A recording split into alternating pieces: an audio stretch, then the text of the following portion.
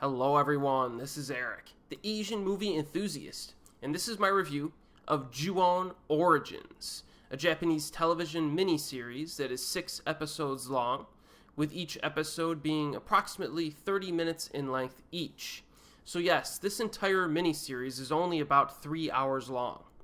Now before I begin my review, I just want to remind everyone that if you have not seen my Death of J horror video that came out a few years ago, make sure you check it out. I discuss the trends in the Japanese horror film industry over the past 15 or so years, and I address a variety of misconceptions regarding the industry. So I'll leave a link in the description box below in case you're a newer subscriber and you have not seen that video yet. I think that's pretty applicable for what we're talking about tonight. So what is Ju-on Origins about? Well, the story begins in 1988 and it ends in 1997.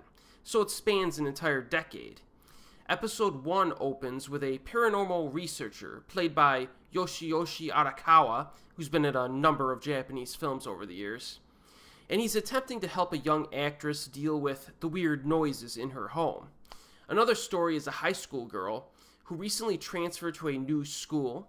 She has some major family dysfunction with both her mother and father. And then we have a child kidnapper who is interested in the supernatural discussions that take place on the radio. Now these people, as well as a handful of others, will be impacted by the curse of a haunted residence where bad things happened in the past.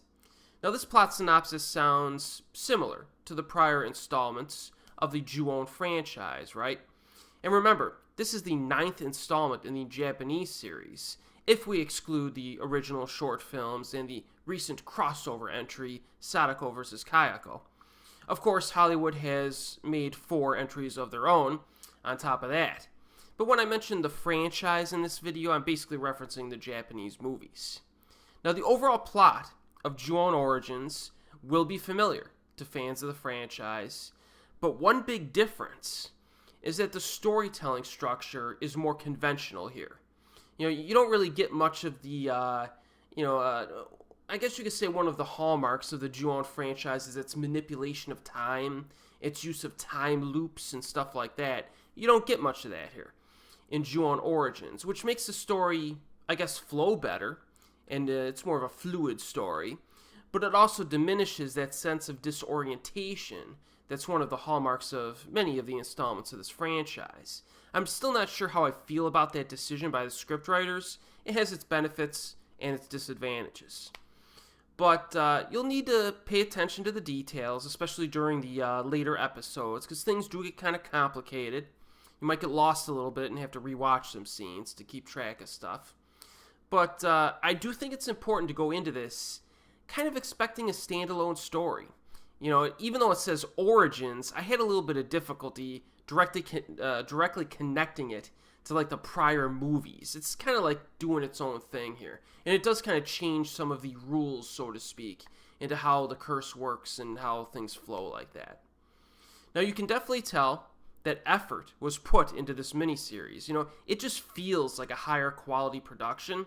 The producers and the filmmakers really wanted to make something good. You can kind of feel that here. Production values are solid. The script is very methodical. It really takes its time to set up the characters, human conflicts, and the story. In fact, there's even more of a human-based wickedness to Ju-on Origins because the interaction between the human characters gets pretty freaking intense in this. Of course, in the prior installments there was some intense human conflict, but this one I think kind of takes it up another level. The violence in this miniseries is harder to watch than any of the prior films, in my opinion. They kind of ramp it up, maybe even a little bit mean-spiritedly. There's a bit of mean-spiritedness in this. But they also use it to add some unpredictable story elements. So, for example, the aforementioned schoolgirl that I mentioned, who kind of moves into the new school, has a pretty crazy story arc that I was not expecting. And I liked it, you know what I mean? Also, there are a handful of news reports on television within the miniseries that directly reference real-life horrific crimes and tragedies that happened in Japan, in real life, of course, between 1988 and 1997. So this does have some good stuff to reinforce the idea that like the evils of humanity and human tragedies are to blame for these supernatural hauntings. Now, one of the problems with the use of a more conventional storytelling structure and an added emphasis on like slowly setting everything up is that you have a slower pace in Ju-on Origins. Historically, Ju-on has been kind of like a supernatural slasher. You know, lots of horror sequences or creepy sequences, staged killings, elliptical storytelling, with some character and storyline stuff kind of peppered in along the way. You know, borderline popcorn horror franchise, really. The movies historically were just like fun to watch. Ju-on Origins, on the other hand, is kind of lacking that dynamic. You know, there are some pretty slow patches in this, and I think there are some pacing issues as well at times during this 3-hour runtime. You do need a little bit more patience with this installment. And you could tell they were, you know, the filmmakers were taking themselves very seriously here, trying to do something different. And I think that they were successful overall, but it's not perfect. You know, personally, I would have preferred some additional death scenes peppered in, some additional wildness to spice things up. You know, some of my favorite prior installments maybe got a little bit wacky at times, but it was just really entertaining to watch. But I must point out that Origins does have its fair share of horror sequences. It does. There's a creepy scene involving a doppelganger that was pretty cool. There's a nasty gore scene in this franchise, this particular miniseries. And yeah, there have been some violent moments in the prior installments, but the one in this one, it's a highlight of the show, and it probably takes the cake for the history of the franchise, in my opinion. There are a few scenes involving babies that were pretty cool. A bizarre scene shot in black and white with a jet black ghost that's pretty sweet. I like that one. That one gets a little wacky, which is probably why I kind of like it. And then there's some good moments during the final episodes.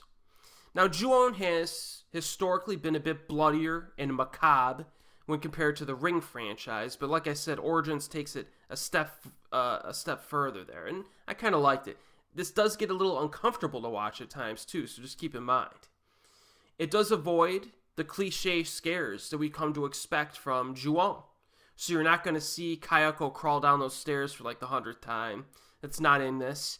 You're not going to see Toshio sit there like tapping his knees with his fingers or anything like that. And I do agree with that decision. If they just included the same scenes again, I mean, at this point in the franchise, probably a good idea to mix it up in terms of the scares, and they do that. There's a lack of jump scares, as usual.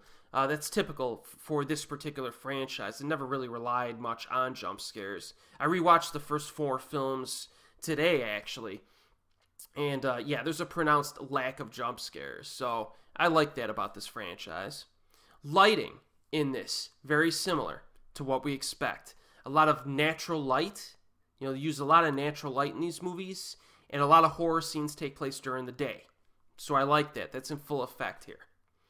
They do change some of the rules, like I said, of the Ju-on mythos, which some fans will identify, but I won't spoil anything for you.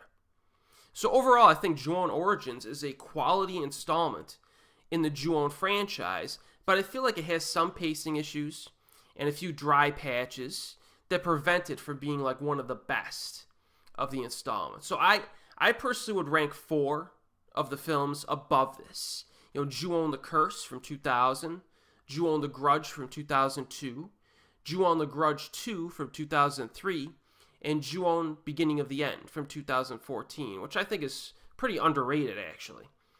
I think Ju-on Origins would kind of be battling the black and white films from 2009 for that next spot. But I do think it's better than Ju-on the Curse Part 2 from 2000 and Ju-on the Final Curse from 2015. And it's definitely better than all of the Hollywood installments.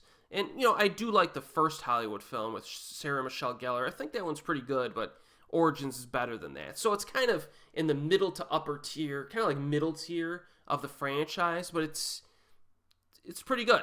It's a good miniseries. So if you're interested in the franchise, check it out. Just be prepared for a little bit of a drier experience. It's currently available on Netflix in the United States, and as always, I'll see you next time.